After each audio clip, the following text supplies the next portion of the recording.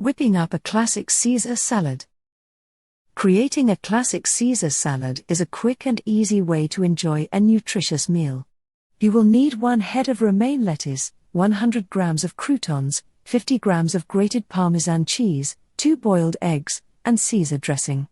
Start by washing the romaine lettuce thoroughly and patting it dry with a clean towel.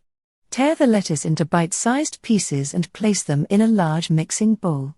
Slice the boiled eggs into thin rounds. Add the croutons to the bowl with the lettuce. Drizzle the Caesar dressing over the lettuce and croutons, ensuring that they are evenly coated. Toss the salad gently to mix all the ingredients well. Sprinkle the grated Parmesan cheese over the salad and arrange the sliced boiled eggs on top.